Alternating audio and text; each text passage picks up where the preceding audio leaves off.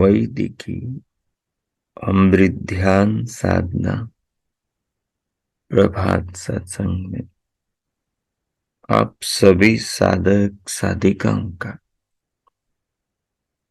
उपासक उपासिकाओं का हार्दिक स्वागत है। आइए पूर्व की भांति आज के ब्रह्म मुहूर्त में, आज की ब्रह्म वेला में भी हम उन महान प्रभु पार ब्रह्म परमेश्वर के सच्चिदानंद स्वरूप सर्वशक्तिमान निराकार निर्विकार सर्वज्ञ समस्त प्राणियों के पिता माता बंधु सखा सभी साधकों के उपास्य आराध्य देव दयामय दया सागर भक्त वत्सल भगवान के समस्त गुरुओं के परम गुरु कल्याण स्वरूप परम दयालु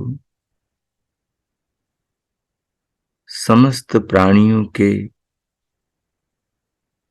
कल्याण के निमित्त प्रत्येक पल सृष्टि में नाना क्रियाएं करने वाले शतक्रतु उन महान विधाता जिनकी दया, जिनके स्नेह, जिनकी व्यवस्था और जिनके इस महान वैभव विश्व की देन हमारा जीवन है। यदि हम इन पलों को, इन क्षणों को प्रभात वेला में अनुभव कर पा रहे हैं तो ये उस महान करुणा सागर की ही करुणा है। ये जो हम बोल रहे हैं, सुन रहे हैं, ये भी उसी का उद्योग है। हमारी वाणी, हमारे स्रोत, हमारे नेत्र और ये दृश्य, हमारी त्वचा और ये स्पर्श की वस्तुएं, हमारे पांव और ये मार्ग, हमारे हाथ और ये पांचों कर्म, हमारा मस्तिष्क और इसमें निरंतर क्रीड़ा करने वाले अंतःकरण के सब घटक, हमारा शरीर और इसमें बहने वाली रस की, रक्त की, संवेदनाओं की, भावनाओं की, तरंगों की धाराएं, नदियां, हमारे शरीर पर सर्वत्र अनगिनत अनंत केशकूप, रोमकूप, जैसे धरा पर सर्वत्र वृक्ष पेड़ पौधे लताएं हैं, जैसे धरा पर सब और नदियां बह रही हैं, सागर भरे हैं, जैसे धरा पर सब और पहाड़ हैं, पर्वत मालिकाएं हैं।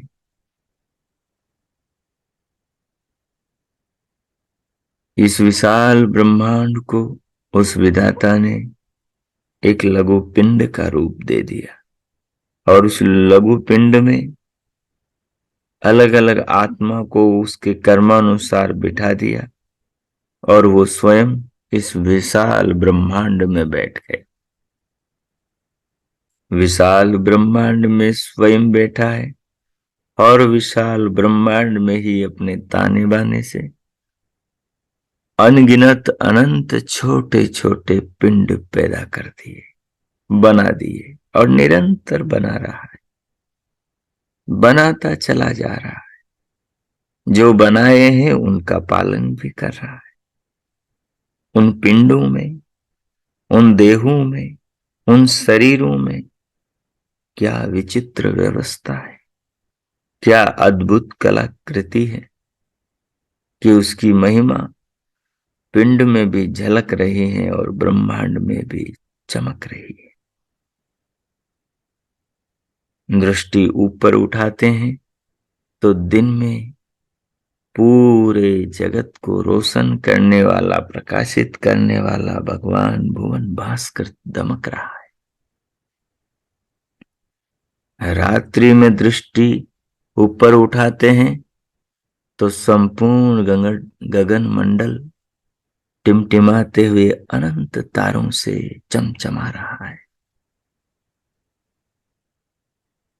जब आकाश से धरती की ओर दृष्टि डालते हैं तो सारी ये वसुंधरा माता पृथ्वी मंडल हरा भरा होकर सब ओर से मुस्कुरा रहा।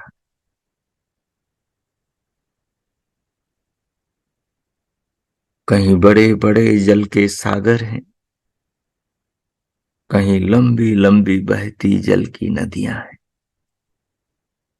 कहीं आकाश से बात करते हुए देवदारू के ताड़ के लंबे लंबे वृक्ष हैं, तो कहीं वृक्षों का आलिंगन करने वाली लताएं सब ओर लिपटी फैली हुई है,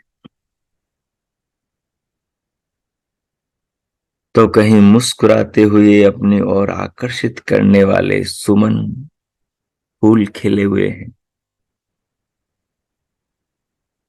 और उन सुमनों पर, उन फूलों पर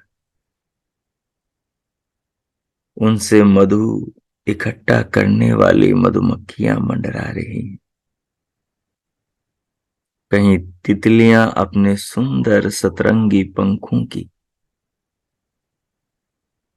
मनोहारी लीला प्रस्तुत कर रही हैं,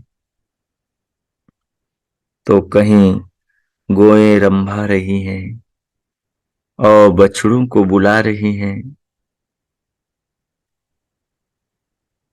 अपने दुग्धामृत से धरा के वो ईश्वर के पुत्रों को तृप्त कर रही हैं।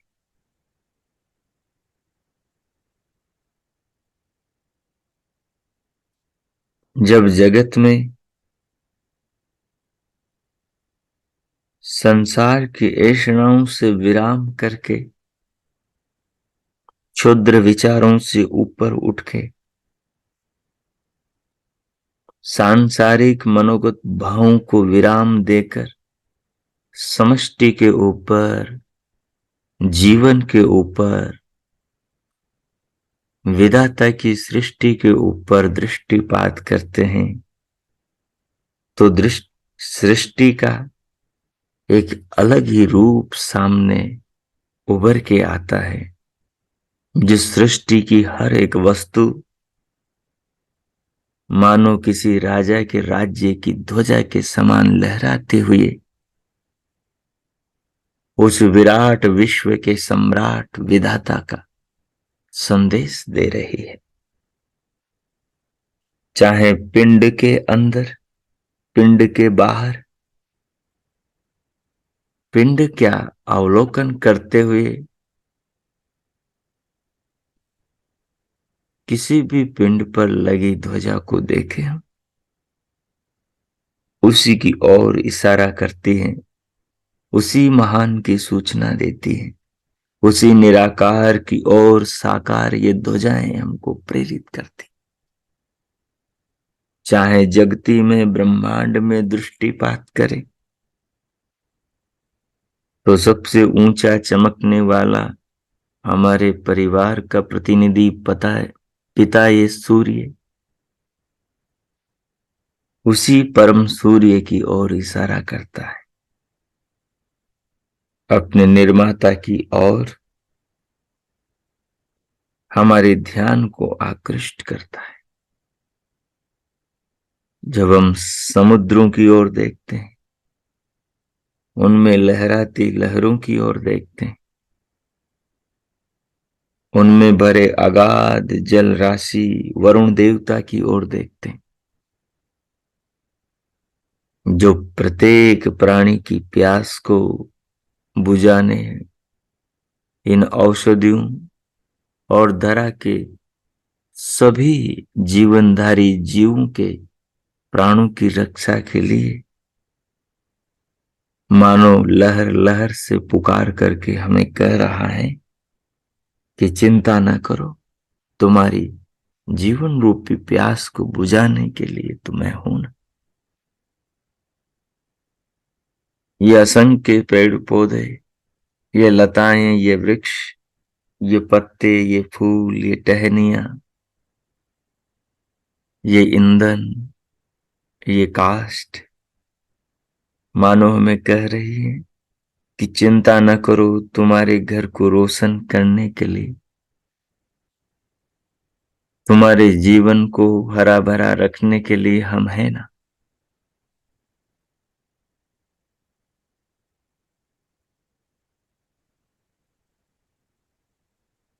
उस महान ने इस प्रकार से इस बगिया को सजाया है, इस फुलवारी को सब ओर से महकाया है कि कहीं पर भी कोई न्यूनता नहीं छोड़ी। अगर न्यूनता दृष्टिगोचर होती है तो वो मनुष्य की अविवेक बुद्धि के कारण होती।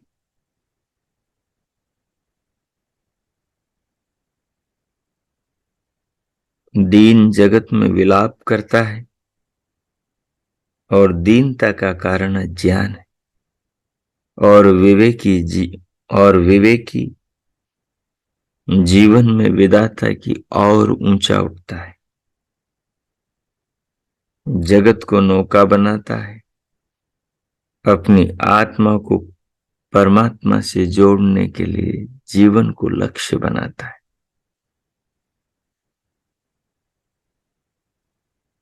शरीर को साधना का साधन बनाता है और संवत्सर को जीवन में मिले जीवन को, जन्म से मृत्यु के बीच के अंतराल को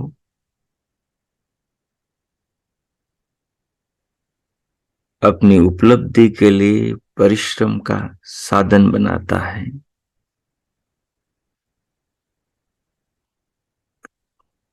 विधाता ने हमें इस प्रकार से सब ओर से घेर रखा है कि हमारे भीतर जरा भी सत्वगुण उदित हो जाए तो एक नहीं, दो नहीं, 100 नहीं, 1000 नहीं, लाख नहीं, करोड़ नहीं, अनंत अनंत उसके इशारे हैं जो हमें बुला रहे हैं, जो उसकी सूचना, उसके प्रेम, उसकी करुणा, उसकी महिमा, उसके विराट महान व्यक्तित्व की हमें अनुभूति कराने के लिए बेचैन है, लालायित है। बस हम संसार के क्षुद्र ऐषणा के भावों से, विचारों से, रोटी कपड़े की दौड़ से, इंद्रियों के विषय भोगों की लोलुपता से, इस चंचल मनोवृत्ति को रोक करके बस हम निगाह ऊंची करें, हम अपने हृदय को जगत में सांसारिक वस्तुओं के भोग से रोककर परमात्मा के भोग की ओर दृष्टिपात करें। परमात्मा का भोग अर्थात परमात्मा का चिंतन।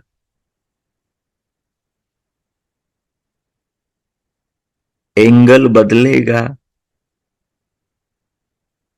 जो जीवन में चल रहा है, जो जीवन को बनाए रखने के लिए आवश्यकता है, उनकी पूर्ति अब से अच्छी होगी और अच्छी होगी, जीवन की और अच्छी रक्षा होगी। मनोविकारों से मुक्ति मिलेगी और देह विकारों से, रोगों से भी मुक्ति मिलेगी, मानसिक संतापों से भी मुक्ति मिलेगी और दुनिया के नाना प्रकार के आडंबरों से जो मिलने वाली कष्ट है उनसे भी छुटकारा मिलेगा। बस इस यात्रा के अंदर, प्रत्येक भाव के अंदर, प्रत्येक व्यवहार के अंदर भगवान को अपने विचार से जोड़ लेना है। जब उससे जुड़कर जीवन को देखेंगे तो हर चीज उसमें गुथी हुई मिलेगी, हर चीज उससे आती हुई मिलेगी, हर चीज उसकी व्यवस्था से बनती हुई नजर आएगी। हर वस्तु की ओट में वो निराकार हर साकार के पीछे खड़ा हुआ प्रतीत होगा। आंखों से नहीं, बुद्धि से नजर आएगा। आंखों से तो उसके चमत्कार दिखाई देंगे, आंखों से तो उसकी लीला, उसका निर्माण दिखाई देगा और बुद्धि से निर्माण के पीछे वो निर्माता खड़ा प्रतीत होगा।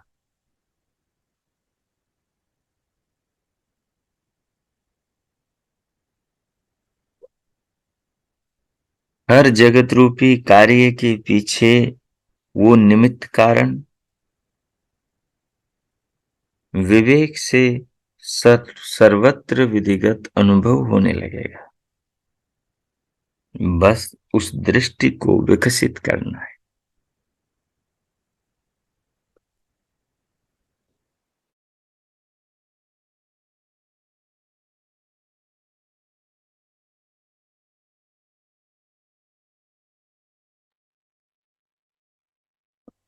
बस उस दृष्टि को विकसित भर करना है,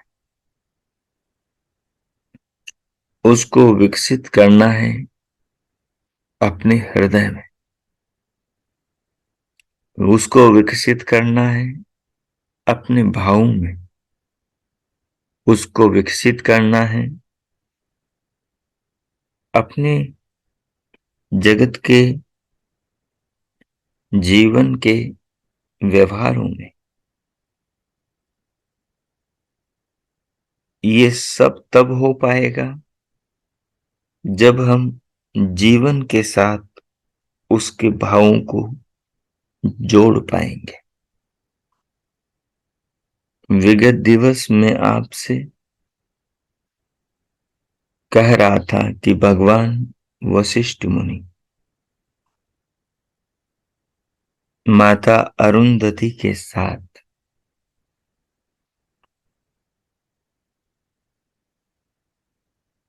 जो रघुवंश के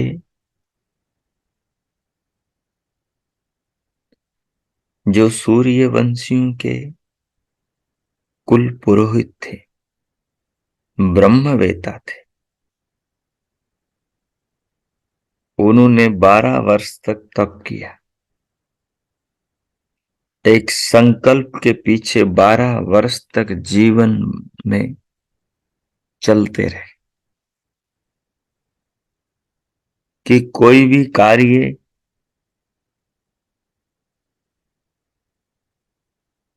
प्रभु के भाव के बिना नहीं करूंगा।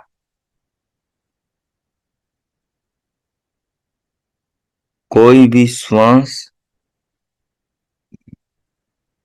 प्रभु के भाव के बिना नहीं लूंगा। ये कितना ऊंचा संकल्प है। हम माला जपें और हमारी भावना संसार की वस्तु में हो। माला तो कर में फिरे, मनवा फिरे चहु और, यह तो सुमरन की रीति नहीं।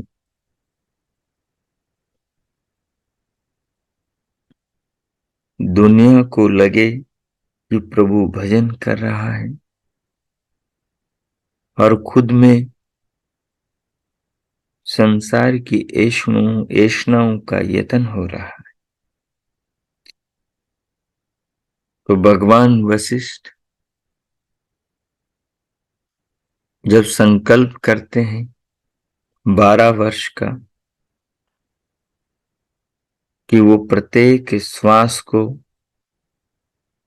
प्रभु के भाव के साथ, प्रभु के नाम के साथ लेंगे और उसी भावना में डूब करके सब जीवन निर्वाह के कार्य करेंगे।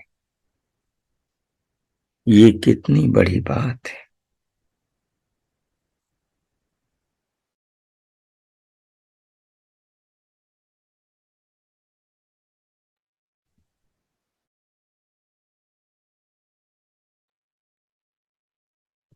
ये बात ऐसी है, ये एक बड़ा विज्ञान है। ये बहुत प्रभु से अपने आप को जोड़ने का सरल तरीका है। इससे बड़ा सरल तरीका क्या हो सकता है। भगवान पतंजलि कहते हैं, मुक्ति के मार्ग की बात करते हुए पातंजल योग शास्त्र में वह कहते हैं, तज्जपस तदर्थ भावनम तस्य वाचक प्रणव ततः प्रत्येक चेतनादिगमो अप्यंतराय भावश्च। ईश्वर के साक्षात्कार की, आत्मा के साक्षात्कार की विधि यहां बता दी उन्होंने। ईश्वर का साक्षात्कार करना है, आत्मा का साक्षात्कार करना है और अंतरायु से मुक्ति पाना है। तो ईश्वर का नाम जानो, उसका नाम प्रणव है, ओम है। उसका भावना पूर्वक जप करो, अर्थात उसके जाप के साथ में भाव हो। क्या भाव हो? जो उसके नाम का अर्थ है। उसके नाम का अर्थ क्या है? जो उसका सृष्टि में कार्य है। उसका स्वरूप ही उसके नाम का अर्थ है। उसका स्वरूप क्या है? कि वो दयालु है। उसकी दया को संसार में देखना, भावपूर्वक उसके नाम का जाप करना है। उसकी करुणा को, उसके प्रेम को जीवन में प्रत्येक पल में अनुभव करना, भोजन में, फलों में, वस्त्रों में, शरीर के अंग प्रत्यंगों में और सृष्टि की एक एक वस्तु में, दसों दिशाओं में। किधर देखोगे, ऊपर देखोगे, उसका संदेशक सूर्य मिलेगा। रात में देखोगे, उसके संदेशक अनंत तारे और चंद्रमा मिलेगा।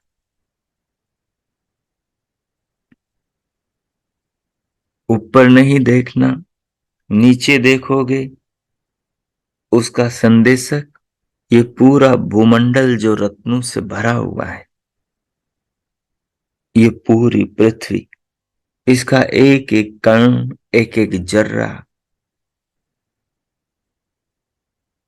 इस पृथ्वी पांच भौतिक इस मां वसुंधरा से निर्मित सारी जगती की प्रतिमाएं, ये सारे सजीव पुतले, मनुष्य और पशु पक्षी, कृमि कीट पतंग, जिधर देखोगे उधर सब और ये मिलेंगे। हर गली में हजारों मिल जाएंगे, शहर में लाखों करोड़ों मिल जाएंगे, अपने ही घर में 10-20 मिल जाएंगे, अपने ही कमरे में 2-4 मिल जाएंगे, और शीशे के आगे जाके खड़े होगे तो अपने ही शरीर में हजारों चिन्ह उस परमात्मा के प्रेम के मिल जाएंगे, जिनको वो प्रत्येक पल अपने प्रेम से सींच रहा है।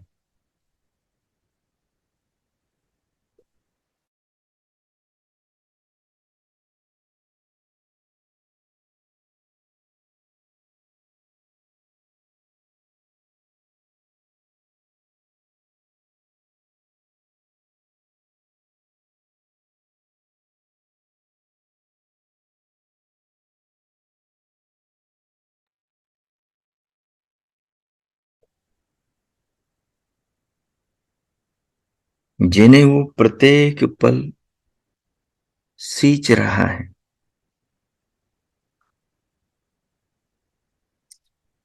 बस भाव में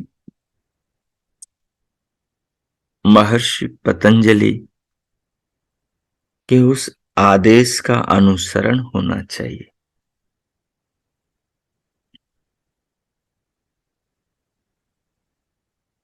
महर्षि वशिष्ठ के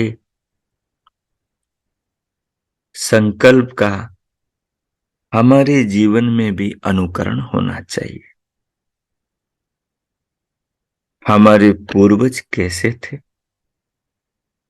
हर श्वास के साथ प्रभु को याद रखते थे। भगवान वशिष्ठ, उनके बारे में सुनने को मिलता है, पढ़ने को मिलता है कि 12 वर्ष तक वाणी से उन्होंने एक भी बार मिथ्या का उच्चारण नहीं किया।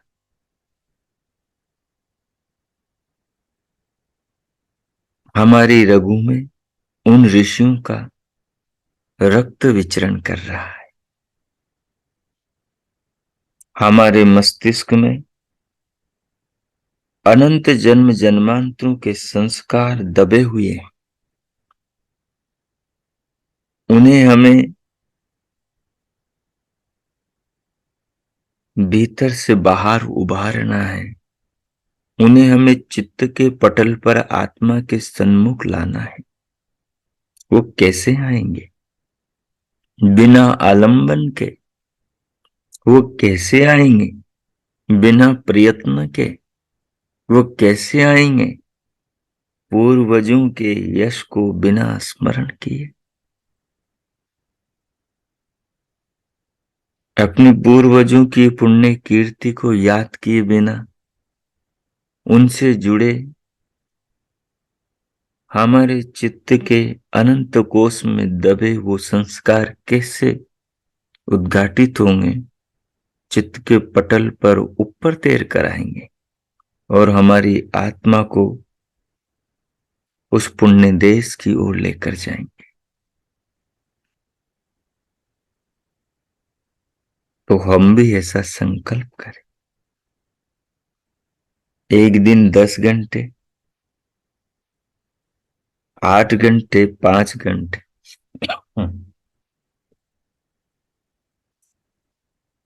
3 घंटे, 2 घंटे, 1 घंटा, आधा घंटा, 15 मिनट तक घड़ी की सुई को देख करके संकल्पबद्ध होकर के 15 मिनट श्वास के साथ ओम को मानसिक रूप में जोड़ते हुए ओम के अर्थ ईश्वर का भाव। ईश्वर का भाव मतलब आंखों से जो भी दिख रहा है उसके साथ में ईश्वर के भाव को जोड़ करके उन चीजों की मीमांसा करना। मन की बहुत बड़ी शक्ति है, वो इतनी तीव्रता से तल्लीनता से काम करता है कि आपका काम भी होगा, पहले से कम नहीं होगा, पहले से सुंदर होगा, पहले से उत्तम होगा, पहले से अच्छा होगा।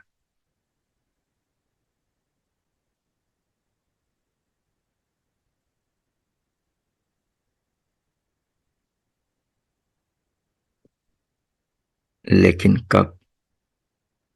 जब हृदय में प्रत्येक श्वास के साथ प्रभु का भाव होगा।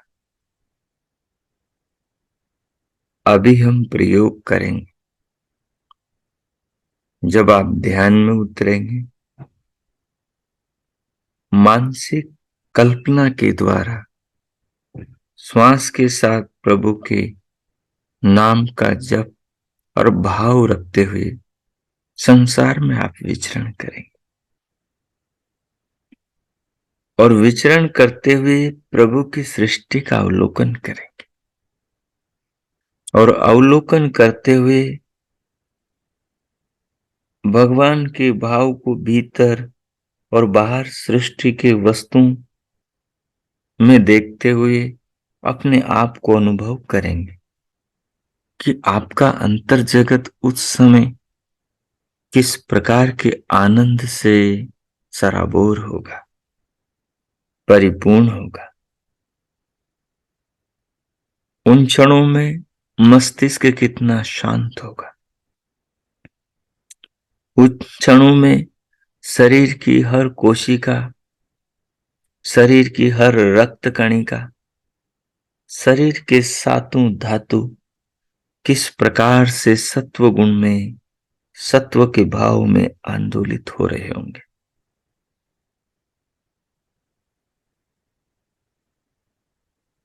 जीवन को उस परम की ओर ले जाने की यही परम पगडंडी है। अगर हम आलस्य, प्रमाद में और अजागरूकता में इस महान अवसर को खो देंगे तो ये हमारा बड़ा दुर्भाग्य होगा। यो जागर तम ऋचः कामयन्ते, ये घोषणा जब प्रथम बार विधाता ने अमैथुनी सृष्टि में उत्पन्न किए अपने पुत्र पुत्रियों के हृदय में दी, वेदों के ज्ञान के द्वारा तभी हो चुकी थी। लेकिन उस सात्विक परम पवित्र युग सतयुग में तो हमारे पूर्वजों ने इस राह को प्रमुख रूप से स्वीकार किया, लेकिन हमने आज इसको गौण और सांसारिक भोग विलास के मार्ग को प्रमुख कर लिया है। प्रभु ने तभी कहा कि जीवन का उद्देश्य क्या है। जीवन का उद्देश्य है सूर्य की तरह चमकना, उद्यानम न अवयानम, जीवन में ऊंचा उठना, पुनर्ददताग्नता जानता संग में मैं, ऋषियों के पद चिन्हों पर चलना, अहिंसा के मार्ग पर चलना, ज्ञानियों की संगत में रहना।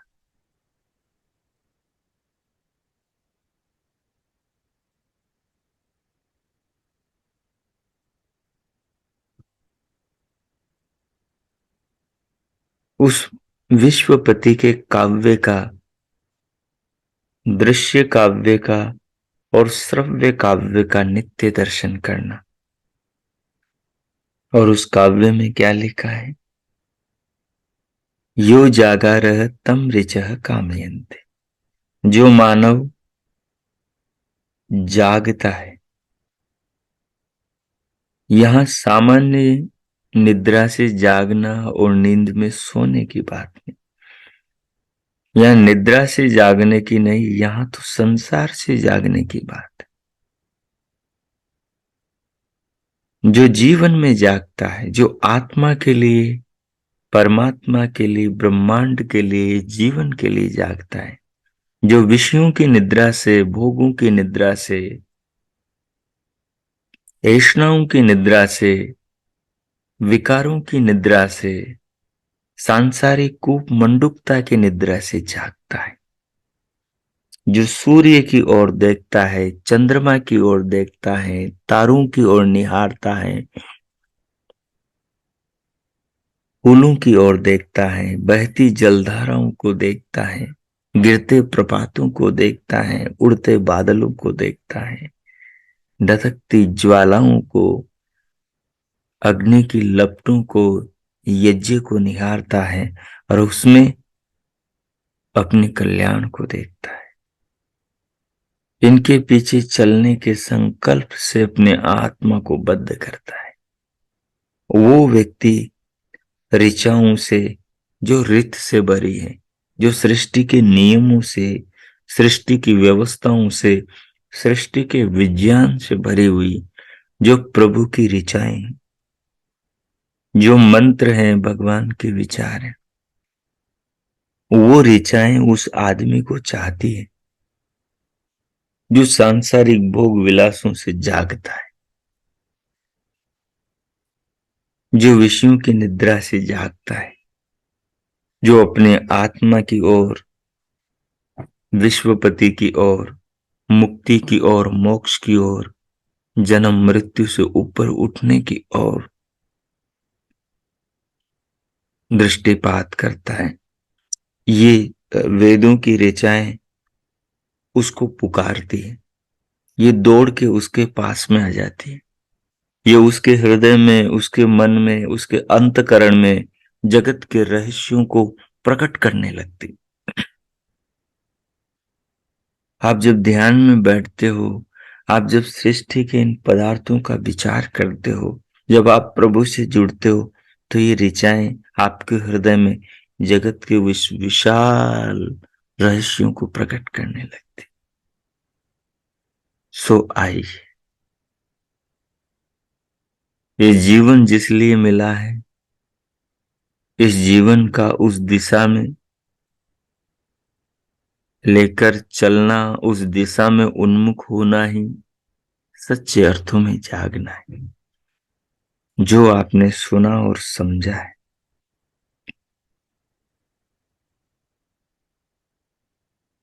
उसको ध्यान में लेकर जाए। जिस किसी आसन आलती पालती में बैठे हैं, उसे व्यवस्थित करें और सृष्टि की प्रत्येक वस्तु के साथ प्रभु के भावों को जोड़ दे और प्रत्येक श्वास के साथ मानसिक ओम के भाव को जोड़ दे। एक श्वास लें ओम के साथ, श्वास को रोके, फिर श्वास पर ही विचार शुरू करें। तो श्वास की ओट में श्वास का निर्माता व निराकार महसूस होगा। अगली श्वास ले तो शरीर को अनुभव करें, तो शरीर के निर्माता को अनुभव करें। फिर श्वास लें तो शरीर के अंदर घुस जाए, मस्तिष्क में जाए, मन को देखे, बुद्धि को देखे, उन पर विचार करें। हाथों पर, इंद्रियों पर,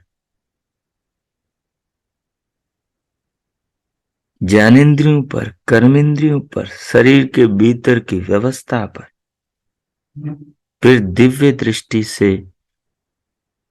शरीर के भीतर से अपनी चेतना को संसार के अवलोकन में लगाए, देह से बाहर निकले काल्पनिक शरीर का निर्माण करें, देह से बाहर निकले, बादलों की तरह आकाश में विचरण करें, फूलों को देखें, पहाड़ों को देखें, पर्वतों को देखें, नदियों को देखें, सागरों को देखें, सूर्य की ओर जाएं, चंद्रमा की ओर जाएं, अनंत तारों की ओर देखें। प्रभु के भाव से, प्रभु की आंख से, वेद की दृष्टि से जगत का अवलोकन करें। ध्यानस्थ होकर संकल्प शरीर के द्वारा मैं मौन होता हूं। अगले 10 मिनट ये प्रयोग करें। जैसे भगवान वशिष्ठ ने प्रत्येक श्वास के साथ प्रभु के नाम का स्मरण और भाव रखा, वैसे आप भी करें। ओ कीजिए।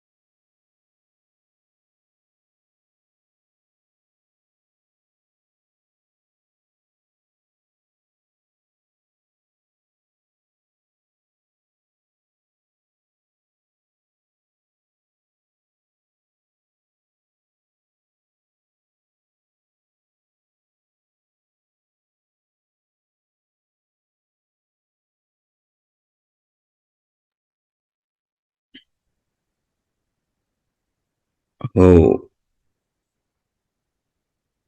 हो।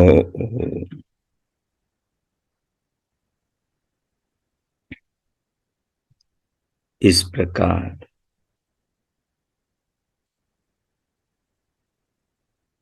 सृष्टि में ध्यान के द्वारा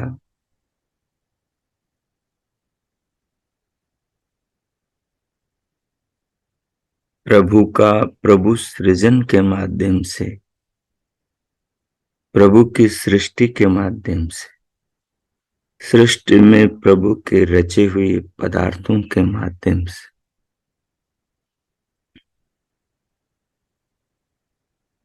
स्वयं की चेतना को परमात्मा के भाव में उतारने के लिए जो आपने प्रयोग किया अभी, और इसमें जो आपने स्वयं को अनुभव किया,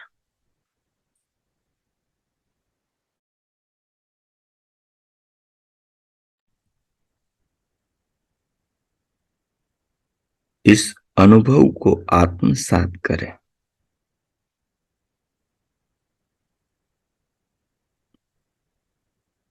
और प्रभु का धन्यवाद करें,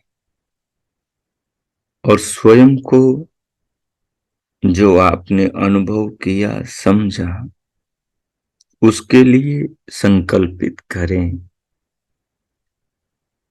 कि ध्यान के बाहर जीवन को भी अपनी साधना बनाएंगे।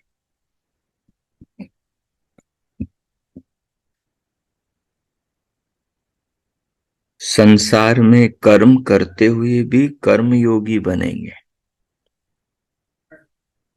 ध्यान में बैठकर ही योग नहीं, ध्यान के बाहर कर्म के क्षेत्र में भी योग को लेकर जाएंगे। वहां भी श्वास के साथ में प्रभु के नाम का स्मरण मानसिक, और कर्म के साथ में प्रभु की भावना।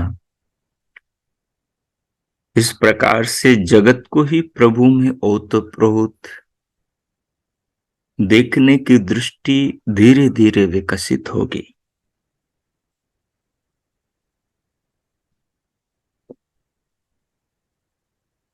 समय तो इसमें लगेगा, और ये मस्तिष्क का अभ्यास न होने के कारण थोड़ा दुरूह भी होगा, लेकिन निरंतर प्रयत्न करने से धीरे धीरे मस्तिष्क की, मन की ये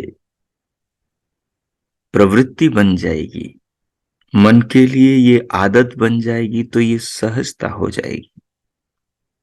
और जब तक हम इसको नहीं करेंगे तब तक ये सहज प्रवृत्ति हमारी नहीं बन पाएगी। ये फिर कुछ समय के लिए ध्यान के अंतर्गत ही रहेगी स्थिति।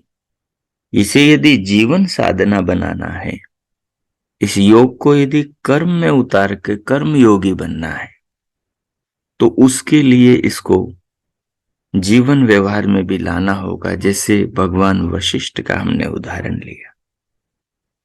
सो अब इन पावन भावों के साथ, संकल्प के साथ, प्रभु के प्रति समर्पण, धन्यवाद के भाव के साथ भीतर से स्वयं को बाहर स्क्रीन पर लाए। दोनों हथेलियों का कर्षण करें, मुखमंडल का स्पर्श करें, उंगलियों के मध्य से पलकें खोलते हुए भीतर से बाहर स्क्रीन पर आए।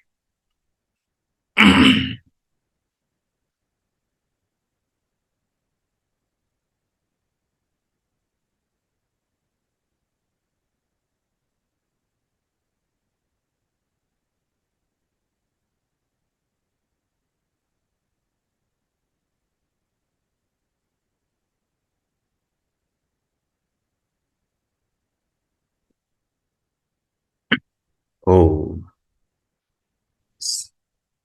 स्क्रीन पर देखें जैसा कि हमारा पीछे से निरंतर ध्यान के उपरांत श्रीमद् भगवत गीता का स्वाध्याय चला रहा है। और उसमें द्वितीय अध्याय सांख्य योग अध्याय के पीछे हम 56वें श्लोक पर विचार विनिमय कर रहे थे और अब आगे हम 57वें श्लोक पर विचार आरंभ करेंगे। तो देखिए, जिस स्तुति की अभी हम ध्यान से पूर्व चिंतन कर रहे थे, उस स्थिति को लोक में संसार में बनाकर रखने के लिए व्यक्ति को क्या करना चाहिए, उसकी चर्चा हमने कुछ तो ध्यान के अंदर भी करी। और ये जो आगे के श्लोक हैं, ये भी उधर ही आपको लेकर जाएंगे। आपके मन में कोई प्रधान रूप से वृत्ति होती है तो आपको संसार की चीजें उस वृत्ति के अनुरूप दिखाई देने लगती है। यदि आपकी वो प्रधान वृत्ति सांसारिक ऐषणाओं की होगी, किसी से राग द्वेष की होगी, किसी लोभ प्रवृत्ति की होगी, तो फिर संसार में वही उसी दृष्टि से चीजें दृष्टिगोचर होने लगेंगी, वही भाव बिखेरने लगेंगे। और यदि आपकी दृष्टि की प्रधान वृत्ति आध्यात्मिक होगी, प्रभुमय होगी, वेद दृष्टि वाली होगी, तो फिर सृष्टि में सब और आपको सारा जगत प्रभुमय ही दिखाई देने लगेगा। ये मनुष्य के मस्तिष्क की संरचना विधाता ने बड़े ही अद्भुत ढंग से करी है। इस मस्तिष्क के व्यापार को समझने से यह विज्ञान समझ में आता है। अपने पूर्वजों ने इस विज्ञान को बहुत गहराई से बारीकी से समझा, तभी तो उन्होंने मस्तिष्क का विश्लेषण करके मस्तिष्क के भीतर के सारे व्यापार को अपने शास्त्रों में वर्णन किया। तो इन श्लोकों से उसी व्यापार को समझना है आपको। तो देखिए क्या कह रहे हैं, यह सर्वत्र अनभिस्नेह तत्तत् प्राप्य शुभाशुभम न नाभिनंदति न अभिनंदति न द्वेष्टि तस्य प्रज्ञा प्रतिष्ठिता। बहुत ऊंची बात कह रहे हैं, बहुत ऊंची बात। एक ऐसा कवच दे रहे हैं, एक ऐसा वस्त्र जिसको भेद करके संसार का कोई विकार न जाए, जो आपकी भावनाओं की, आपकी आत्मा की उन्नति की रक्षा करने वाला कवच। कह रहे हैं यह सर्वत्र अनभिस्नेह है। पीछे जो बातें कही गई, यदि पीछे के श्लोक आपके मन में हैं तो अवश्य आप अच्छे से समझ पाएंगे। पीछे कहा था प्रजहाति यदा कामान सर्वान पार्थ मनोगतान आत्मनि एव आत्मना तुष्ट स्थित प्रज्ञस्तदोच्यते। जिसने मन की समस्त कामनाओं को प्रजाति विशेष रूप से छोड़ दिया और जो अपने आत्मा के स्वरूप में रमण करने लगा है, उसकी बुद्धि स्थिरता को प्राप्त होती है। फिर कहा था कि दुखेषु अनद्विग्न मना सुखेषु विगत स्पृह वीतराग भय क्रोध स्थित धीर मुनिरुच्यते।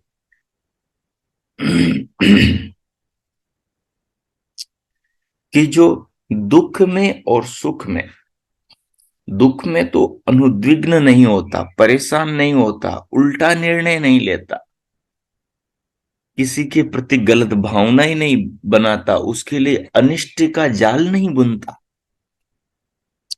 और सुख में विषयों में फंस नहीं जाता, विषयों में लोभ नहीं कर लेता, आसक्त नहीं हो जाता, विगत राग भय क्रोध, जिसका राग चला गया, यानी जो अनुकूल स्थितियों में आसक्त नहीं होता, आसक्ति का भाव ही चला गया। और दुखेशु अनुद्विग्न मना, और जो विपरीत स्थितियों के अंदर भयभीत और क्रोधित नहीं होता, यानी जो दुखों से ऊपर उठ गया, ऐसा व्यक्ति, ऐसा साधक स्थित धी मुनिरुच्यते, बोले स्थिर बुद्धि वाला मुनि कहाता है। अब उस बात को आगे कहा, यह सर्वत्र, जो सर्वत्र सब स्थानों में तत् प्राप्य, जिस जिस प्रिय अप्रिय विषय को प्राप्त होकर अनभिस्नेह प्रेम नहीं रखता, जो सब स्थानों में, अनुकूल में प्रतिकूल स्थानों में, 30 जो जो प्रिय अप्रिय अनुकूल प्रतिकूल विषय परिस्थिति व्यक्ति वस्तु वातावरण स्थान मेलजोल उनको प्राप्त होकर अनभिस्नेह प्रेम नहीं रखता, आसक्त नहीं होता, अंदर से प्रभावित नहीं होता, आत्मा से उन चीजों में डूबता नहीं, उनसे उनके साथ में होते हुए अलग रहता है। जैसे नारियल पककर अपने खोल से अलग हो जाता है, जैसे कमल कीचड़ से खिलकर कीचड़ से अलिप्त हो जाता है, जैसे जल में कमल का पत्ता रहते हुए पानी से अलग रहता है। न अभिनंदती, न तो प्रसन्न होता है, न द्वेष्टि और न द्वेष करता है। तस्य प्रज्ञा, उसकी बुद्धि, उसका मस्तिष्क, उसका मन, उसका अंतकरण प्रतिष्ठिता, प्रतिष्ठित होता है, स्थिर होता है आत्म स्वरूप में, अपने आप में, उसको कवच मिलता है। ये कवच है। यदा संहरति चायम कूर्मो अंगानि व सर्वशः इंद्रियाणि इंद्रियार्थेभ्यस्तस्य प्रज्ञा प्रतिष्ठिता। कहा यदा संहरते चायम, अयम योगी, यह योगी, उसी बात को एक कड़ी और आगे बढ़ा रहा है। ये चीज होती कैसे है संसार के पटल पर, तो कहा अयम यह योगी, यदा जब कूर्म अंगानी इव, कछुए के अंगों के समान। आपने देखा कछुआ मुसीबत आते ही अपने अंगों को अपने खोल के भीतर खींच लेता है। अंगों के समान इंद्रियार्थेभ्य, इंद्रियों के जो अर्थ हैं यानी विषय हैं बाहर, उन विषयों से, इंद्रियाणी इंद्रियों को उन विषयों से, सर्वस सब शब्दादि विषयों से,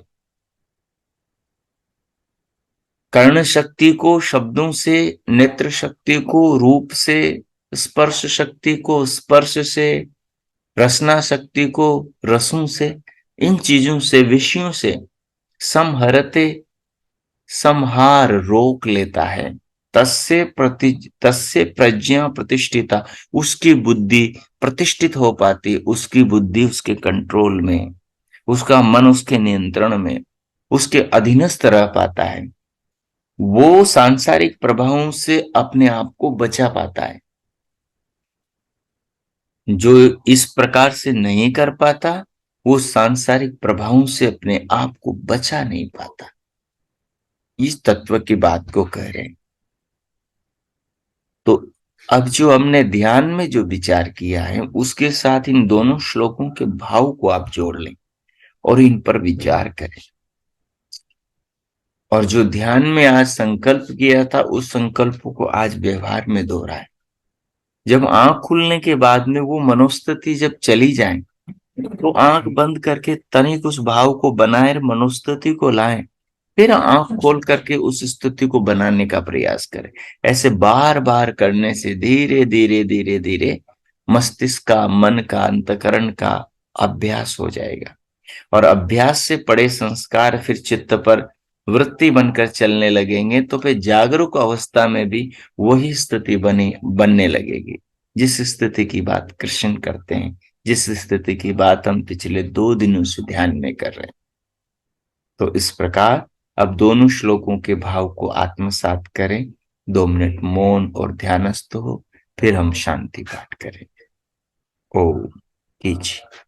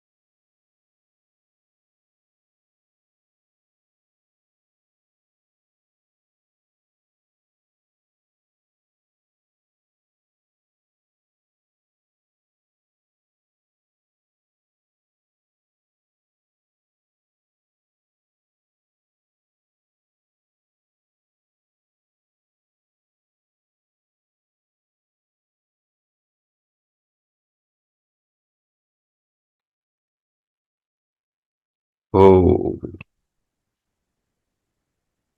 ओ। इस प्रकार श्लोकों के भाव को आत्मसात करते हुए प्रभु के प्रति हृदय में कृतज्ञता और धन्यवाद के भाव रखें। महापुरुषों के प्रति भी हृदय में श्रद्धा रखें। इन भावों को हृदय में रखते हुए अब हम शांति पाठ करें। ओम। ओम। ओम शांति शांति शांति ही। ओम। ओम। आज का आप सबका दिन शुभ हो, मंगलमय हो। प्रभु सबका मंगल करे, सबके लिए बहुत बहुत मंगल कामनाएं, शुभकामनाएं। इति ओम शांति।